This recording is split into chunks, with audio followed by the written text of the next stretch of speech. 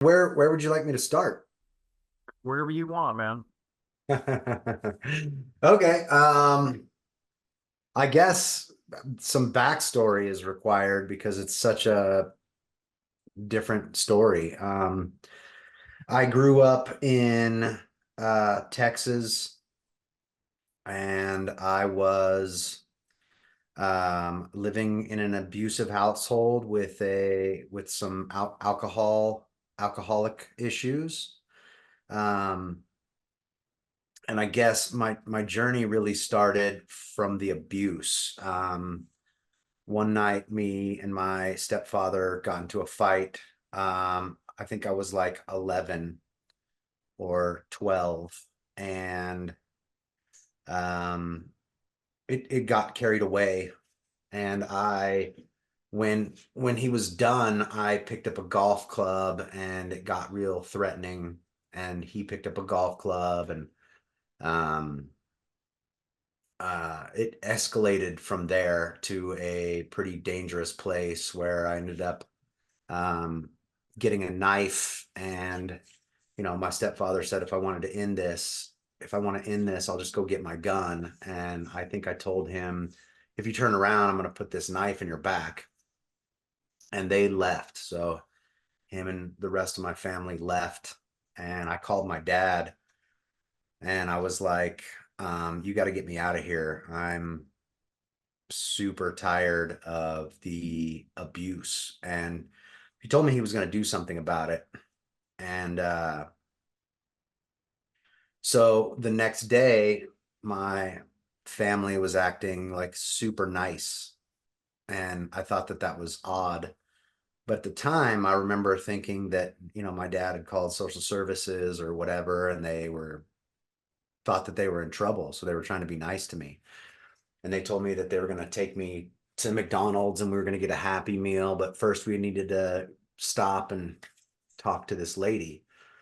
So we go to this place, and I'm just a kid. I don't really know what's going on. So we're just cruising through, and we're going through these doors, and we get to the center of this building, and there's a room there, and it's got like glass all the way around it. And it didn't strike me at the time. And so we go in.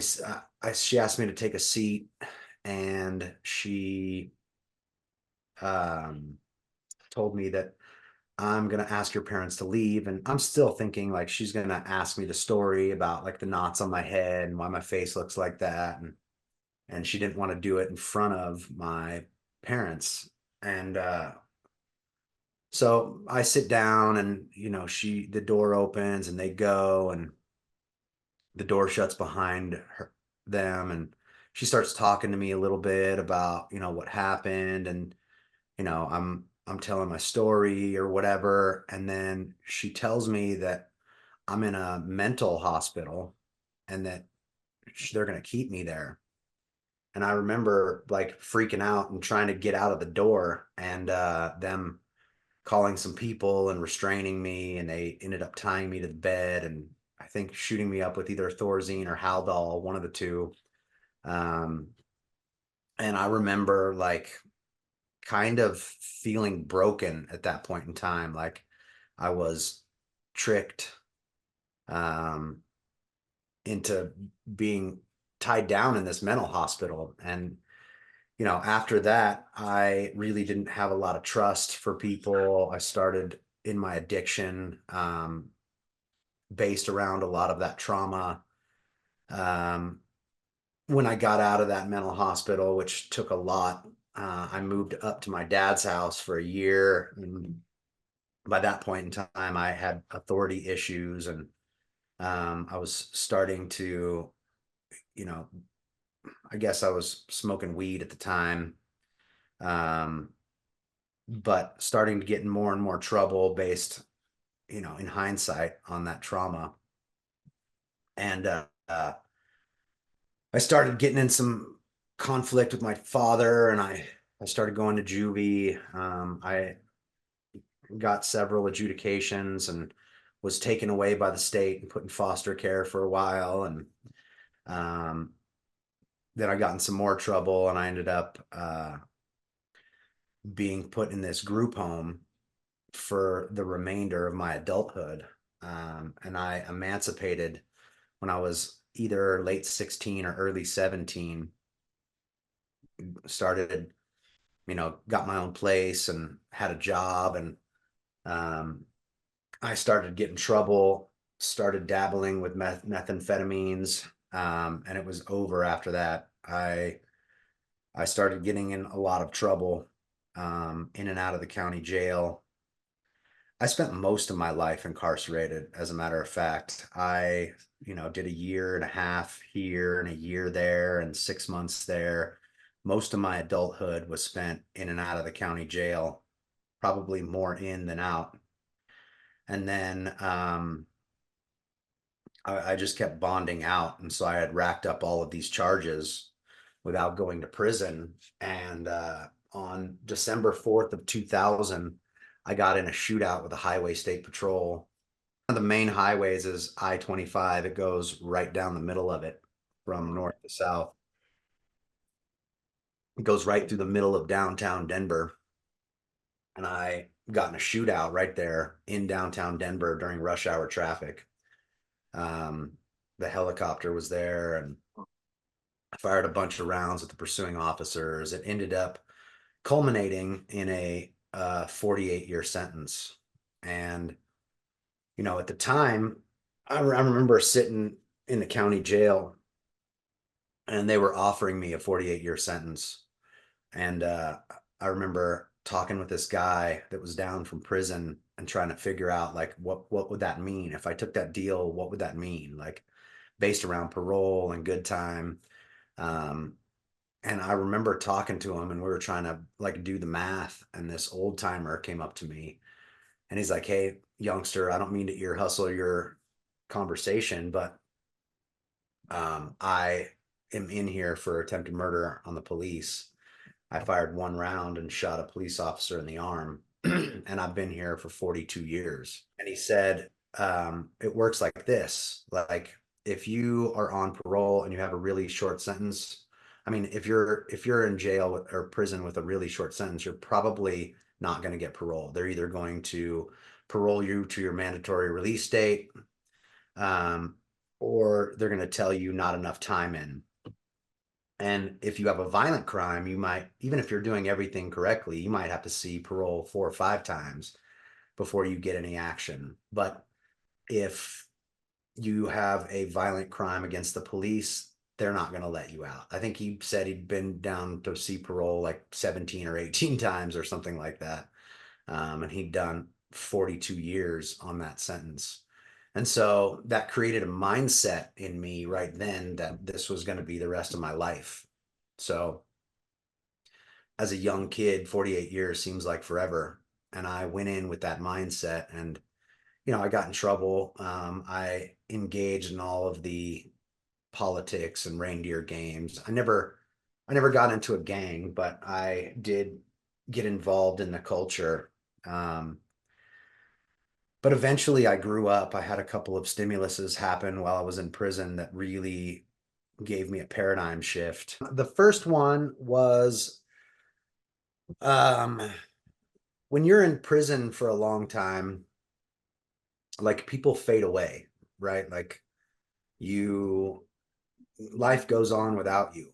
So eventually you're pretty much alone in there. I mean, if you have family that sticks with you, then that's one thing. But even them, like, you're not a part of their day-to-day life. You can't mow the lawn or take people to the airport or help people move. You're not involved in all of the things. So you're kind of like alone, when you go to prison. And so I'd been there for a little while, probably been 8 or 9 years or something like that. And um, I got in a fight with this guy and I went to the hole. And years before, I had gotten in a little situation with this new rookie police officer. And when I got in this fight years later, and the guy who I'd gotten into it with, he actually was in the wrong and ended up getting in trouble, and he held a grudge against me. So when I got in this fight, he was now the lieutenant of property. And so when I went to the hole and all my stuff went to property, he took my photo album. And, being alone in prison, it felt like that was the last bit of my former life and my humanity that I had left. When when I got out of the hole, I got all my stuff and I went down to the intake unit. And the intake unit's a little differently. It's all bars, and there's two sides of it, and the officers sit in cages, and they look down the unit, and they can open the doors or whatever, but they're locked in their own cage within this vestibule. And so I went back up and I was like, hey, here's my pack out sheet. They definitely packed out my photo album, but it was not in there. And at this point in time, I didn't know that he was the lieutenant, but she put me on speakerphone and she called him. And so I heard him answer, Lieutenant Tanner. And I was like, oh shit. And she explained the situation to him. And he's like, tell Hunt that if we got it, he would have gotten it. And I'm not even gonna go look. I'm leaving on vacation. I'll be back in 2 weeks. And he hung up the phone. And it really pissed me off. Um, and I was standing in this vestibule, and while he was saying that, she could see me visibly getting agitated. She just started closing all the doors. Um, the door that goes back to the unit and the door that goes to the hallway. So I was just locked in this room with her locked in a cage. And I was like, call him back. She's like, I'm not going to do that. First of all, he's my superior. I'm not going to call him back. Essentially, she was like, there's nothing that I can do. And that really pissed me off. So I was like, well, call your friends, call the goon squad. I want to fight. Um, and so she was like, I'm not going to do that. Years before that, when this lady was on her first day, I worked in the kitchen, and me and my buddy worked in the bakery. And she was visibly scared, right? Like you could see she was like shoulders up to her ears and like back against the wall. You could see the look of fear on her face. And me and my buddy went over there and made her laugh. Um, just because, just because, like, I get it. You're having a really hard time and it's unnecessary, right? Like, don't show that fear because some people will take advantage of that. Years before, I was really kind to that lady, and I think it played into this incident. Um, so she was like, "I'm not gonna do that," and I was pissed and I was cussing. I don't even remember what I was saying, but she eventually said, you can kick and scream and, throw a temper tantrum. Whenever you're done, I'll open up that gate and you can go back to your cell. And that was a pivotal time for me because I was completely powerless. I was just standing in a cage with talking to somebody else who was in another cage. And, this guy took my only personal shit that really mattered to me, and there was not a damn thing that I could do about it. And I got really emotional. I started crying. And I just remember that feeling of helplessness. And that was the beginning of me wanting to do something different. I was really sick of that place at that point in time. And, most of it was self-induced. I got in a bunch of trouble, and the gang coordinator harassed me all the time. He would come pull me out on those midnight raids and take pictures of my tattoos and UA me and tear my house up. But this was something different. This was personal. Um, and so I got a lock and a belt, and I carried around that lock and belt for about 2 weeks looking for that dude because I was going to hit him in the head with it. Um, I was that pissed. Luckily for me and him, I think, he gotten a job outside on outside grounds. So I didn't see that dude for months and months and months. And by then I was over it. Life goes on, but that was the beginning. That made me like not want to be there anymore. To a level where I was willing to, figure something out to do anything about it. Um, the second one was, and this is the one that really, really made a significant change. I was a part of a religious group in prison, and those religious groups in prison can get pretty, um, I guess, like gangish, right? Like separated in their own little thing. And, you know, us being convicts and, getting that poisonous mindset of prison, we were really, really protective of like the people who were involved in the religion that we were in. And, I was super scripted into the whole mentality of prison. And I, was righteous in my indignancy. One day, and this was after the photo album incident, we go to this religious ceremony, and it's with people that are all over the prison. I was in a Buena Vista at the time, and Buena Vista was really segregated, so we never got to see people in other units, except for like religious ceremonies, or if you worked together in like some of the programs that they offer.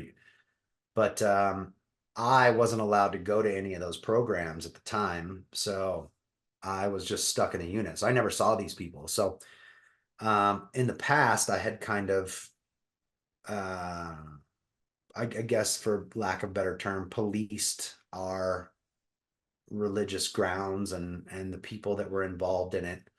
Um, and during this ceremony, some of the guys were talking about another guy. And, gangs have no place in the religious part of it. And we always were very specific about keeping that out.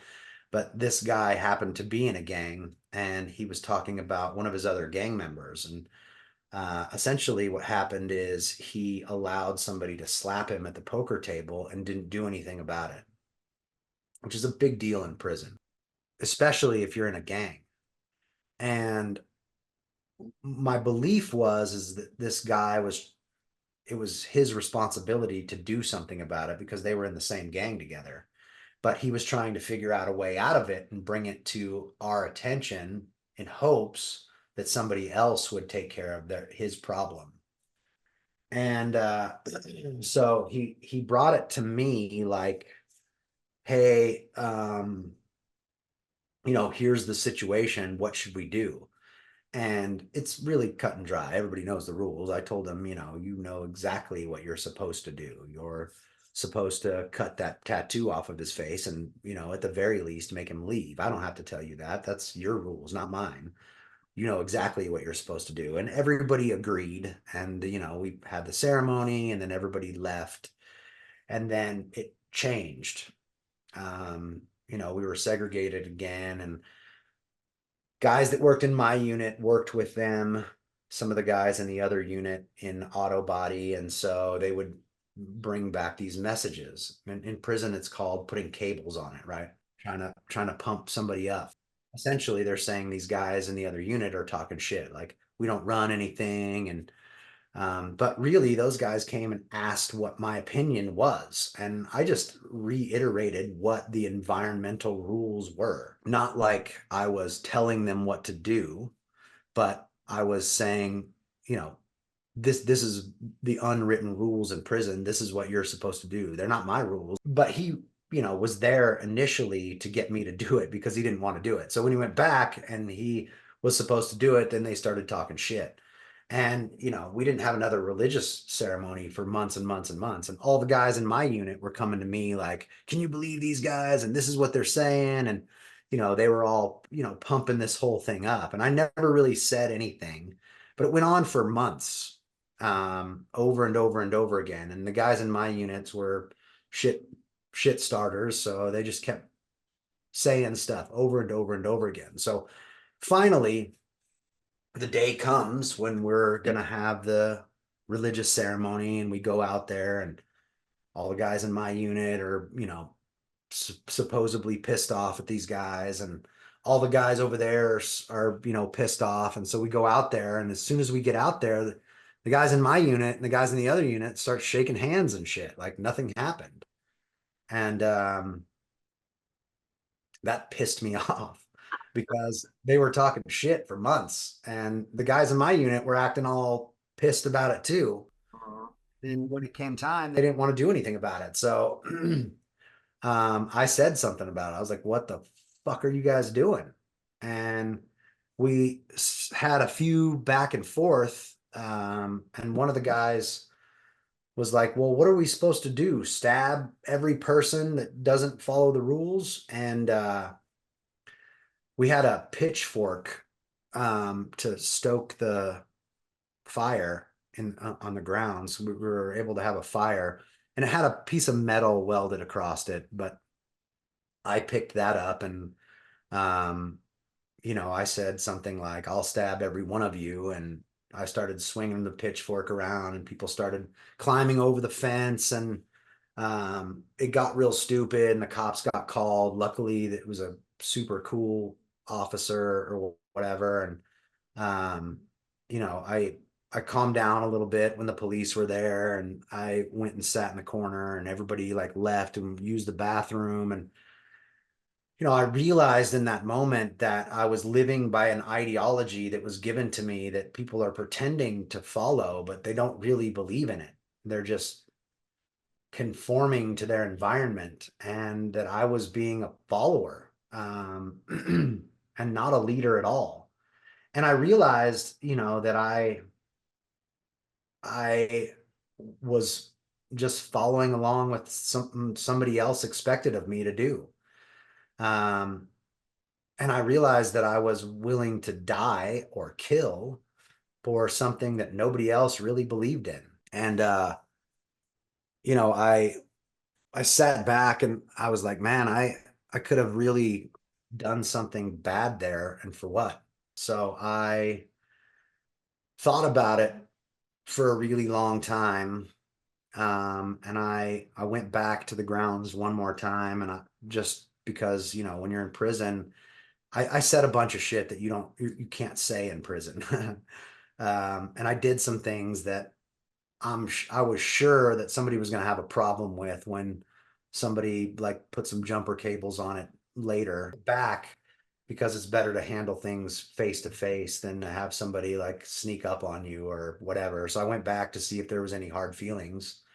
But I left there and really did some introspection and realized that, those beliefs weren't even my beliefs. I needed to figure out what my belief system was. I realized that, even though I grew up in an abusive household where I didn't really agree with a lot of the things that they had taught me or that they believed in, I was still living based off of those belief systems. And I had built that as a foundation and built things on top of it that weren't congruent with the person that I really was.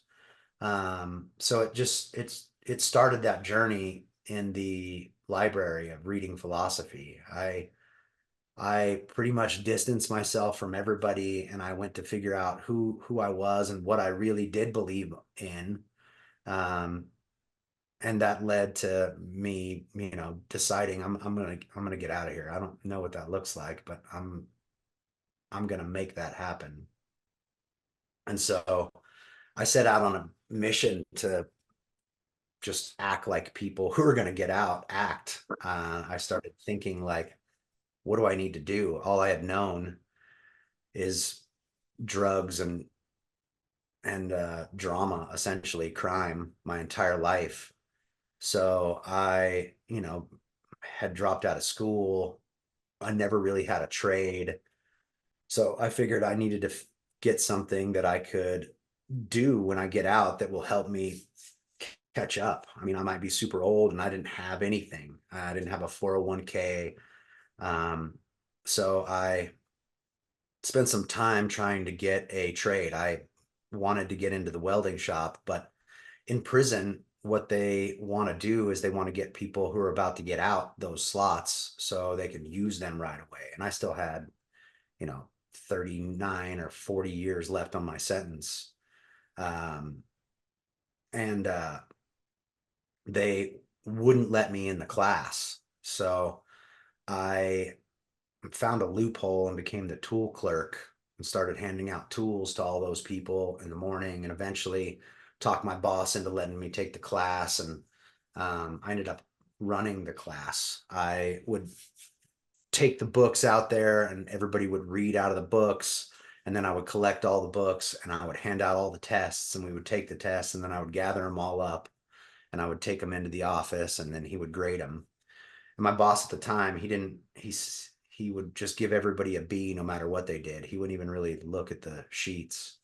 Um, that's kind of how prison worked at the time. They just were running people through the program. And when I told him, like, these are college credits, I want to utilize these, he was like, well, I give everybody a B because even if you do 100%, there's always room for improvement. So I got involved in that, but mostly what I focused on was character because that's what got me in prison in the first place. And I didn't know what to do about that. I didn't really trust the environment that I was in or want to go to any of the classes that they offered. So I just went to the library and I started reading philosophy. I read, you know, Socrates and Plato and Aristotle and Friedrich Nietzsche, and, you know, each of them started to teach me something, but mostly they opened my eyes to the possibility of change. So I started getting involved in some of the programs that prison had to offer, and that led me to the 7 Habits of Highly Effective People. And I took that class, and one of the things that I had realized being in prison and taking classes in prison is that, you know, especially in a male prison, guys walk around with their chest puffed out and they're acting all tough all the time, but they don't really participate in those classes because of fear. They're afraid of putting themselves out there and what people will think about them, or, you know, are they really putting an effort in to be a goody two shoes or a Dudley do right or whatever. They, while maybe really did want to grow, they wouldn't put the effort in necessary because of the fear of what other people would think.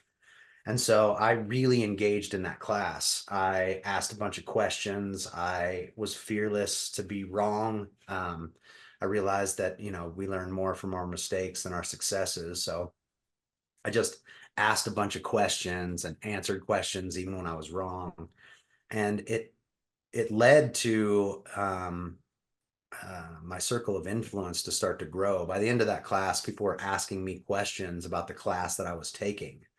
And I realized in that moment that I had the ability to take information and disseminate it in a way that people from my walk of life could understand and incorporate into their being and make a shift.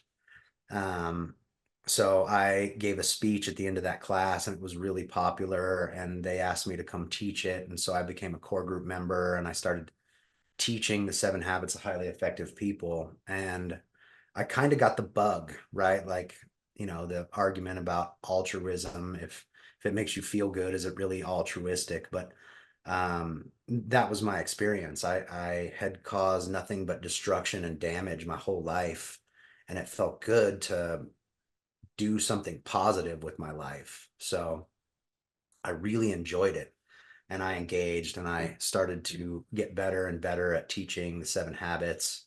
Um, but I realized that, you know, we had a small group of people. So as a core group member, in the beginning, at least, we had volunteers that would come in and they would teach it, that were Franklin Covey certified facilitators.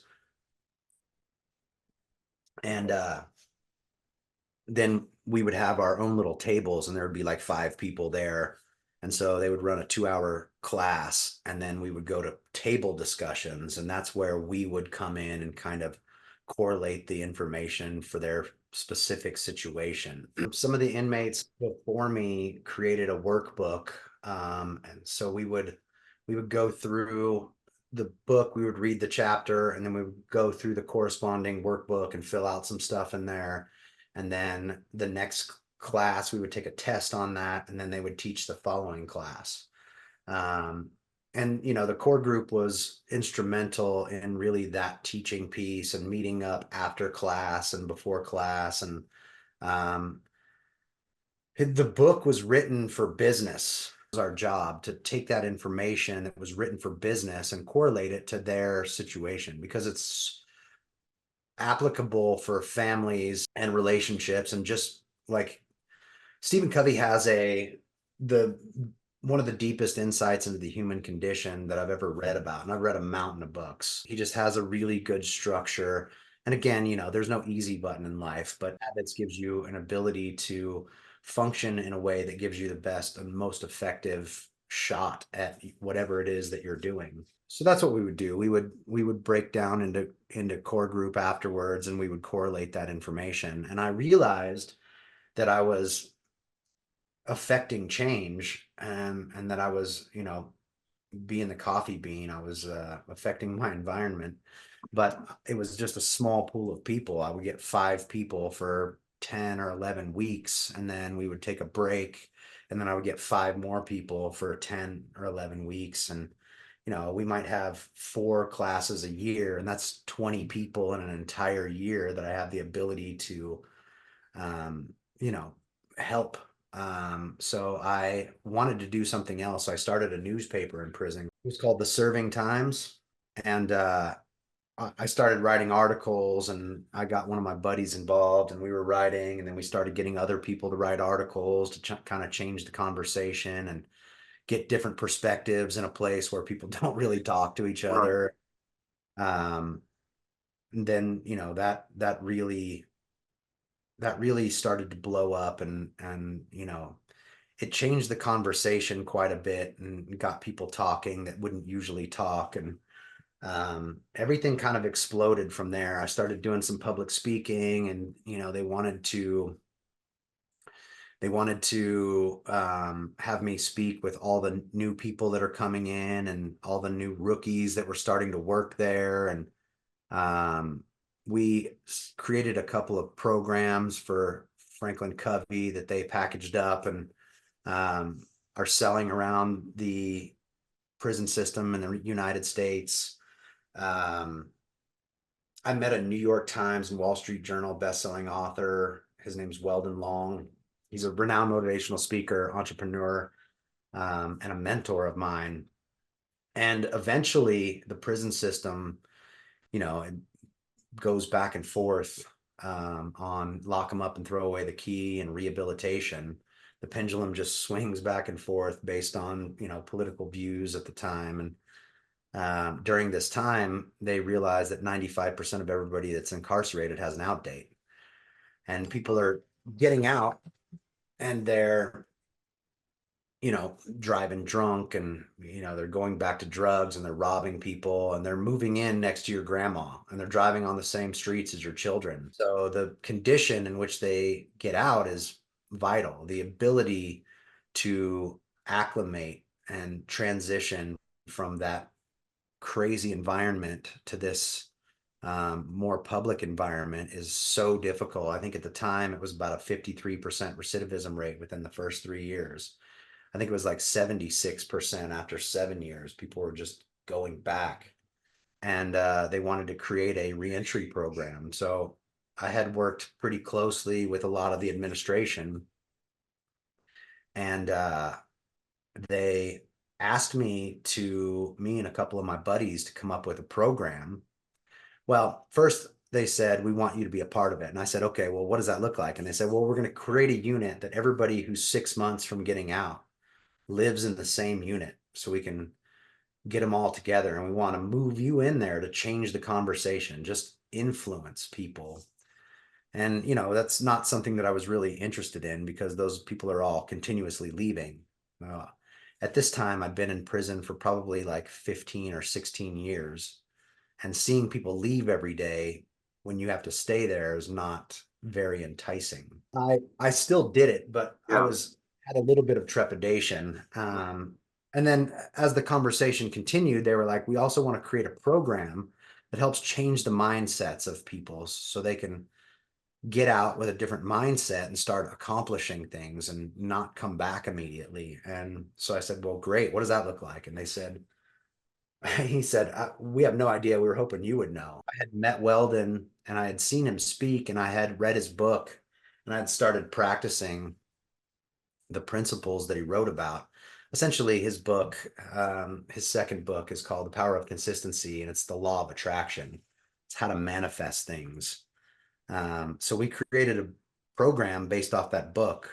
It took about a year to get it up and running, but when we had run a couple of test groups and went back to the drawing board and got feedback and came up with a workbook and a facilitator's guide and a PowerPoint and videos and everything, and we were ready to launch it, somebody was like, well, what if Weldon has a problem with you taking his intellectual property and teaching it? Now, it wasn't all of his stuff. There was a lot of Seven Habits in it, and there was a lot of our stuff in it. And we created, like, we took some of his stuff and shifted it into, understanding criminogenic factors. And like, we did a lot of different stuff with it. But at the core of it, it was Weldon's book. And my first thought was, well, why didn't you think of that a year ago when we first started this? We just spent a year working on this thing, and now we might not even be able to do it. One of the administrators called Weldon and pitched him the idea, and they shut down the visiting room, and me and two of my friends made a presentation. So he drove down to the prison in his Ferrari, and he brought his old um wasn't his parole officer. It was like a case manager at the halfway house. And we sat up there and like each of us took a different part and presented the idea about like helping people reacclimate based off of the material that he'd written. And he got emotional. He said it was super surreal. He loved the idea. He funded it. He even came down and helped me teach it. Brought a film crew and they like filmed the whole thing, and he bought us some books, and I really formed a relationship with him in there, and I had gained a lot of notoriety while I was doing all of these different teachings and speaking and creating and writing, and I had a lot of support. The ex-director of prisons is the one that brought the Seven Habits into the prison system, and he wrote a letter to the governor. Weldon did. A bunch of people actually wrote support letters to get me out of prison, which I it didn't happen. I got denied, but they also wrote those same letters to the parole board, and I got paroled on my very first time, contrary to that conversation that I had way back in the county jail with that old timer. Yeah, I did 18 years, 7 months, and 20 days on a 48-year sentence. When I got out, Weldon hired me. He didn't really have a job for me. His job is him, essentially. He like speaks and goes in and helps people with their businesses. He owned a few companies, but they were like HVAC and plumbing companies, something that I wasn't really interested in doing. But he hired me without a job. I got out June 24th of 2019. He just had me going through his training stuff, and like we were flying around, and I would see him in these events, and he would talk about my situation while he was on stage. And then when COVID hit, everything stopped. All of his traveling, all of the speaking engagements, everything shut down. And he created this app for the HVAC and plumbing industry. And it was kind of a little side project with all the other stuff that he was doing. And, he gave me a marketing team and his personal assistant. And he said, here's 75,000 contacts in the United States and Canada. Go do something with it. And I mean, within a year and a half, we were super successful. And it was growing, and we were hiring people, and I was training people, and we had a sales team and a retention team and a dev team, and it really took off. But I didn't love it. I was just sitting in front of a computer talking to a bunch of business owners all over the United States and Canada. And, the last 10 or 12 years, I've been working with people to help them get their lives back on track. In the meantime, I kept seeing all of these people that I knew from prison get out and die of fentanyl overdoses. I really got tired of going to funerals. I'm not really the type of person to complain about stuff. I'm a doer. Um, so I quit my job with Weldon and I started this company with my buddy, um, being a peer coach. I don't know how much you know about what peer coaching is, but essentially we are people who have been addicts before, and been justice involved. And so we have lived experience. So we connect with those people and we essentially are a life coach for people who are in addiction.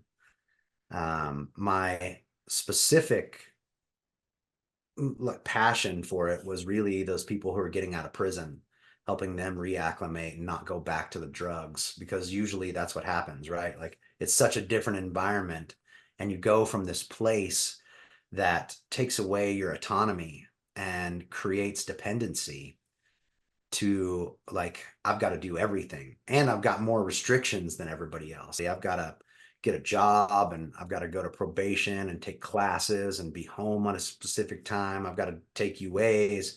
I got to get a car. I got to fix my credit.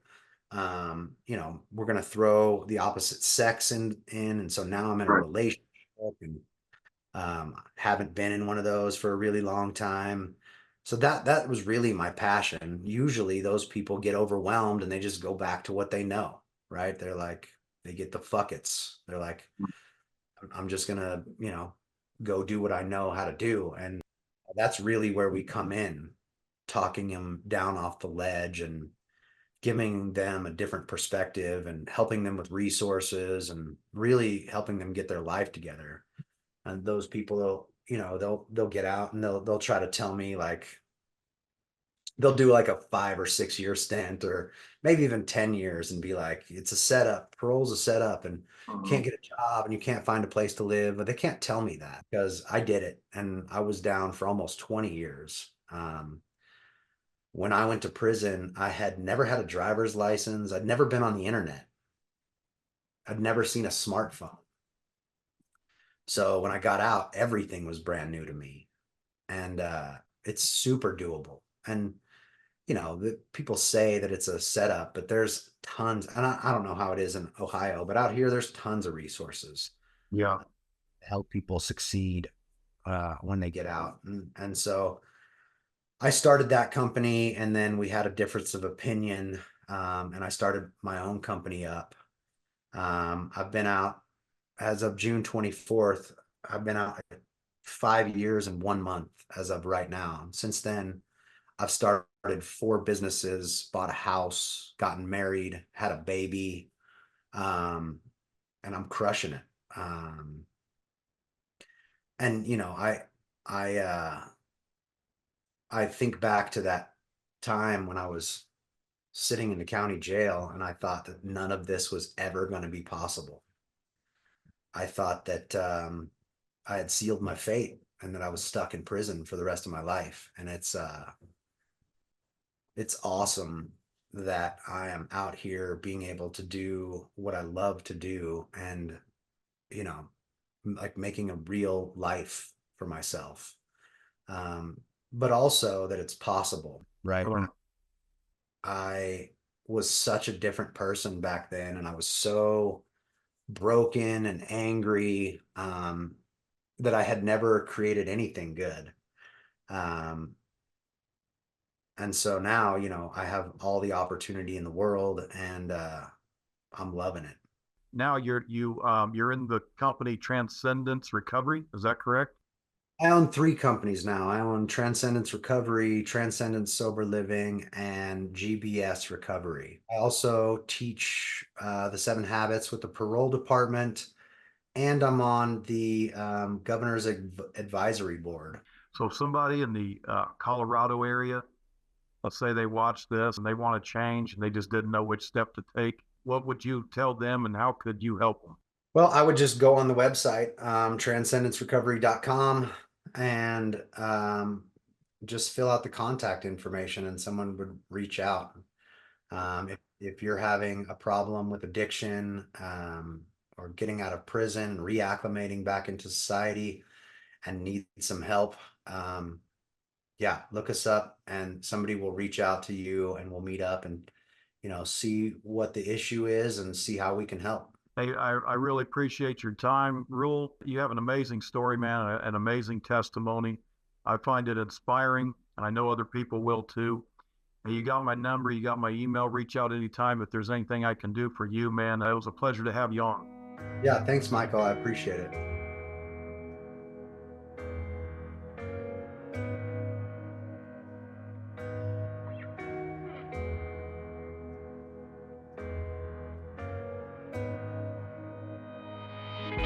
So this is how we end up. Shades of blue and gray. I feel just like an empty bottle.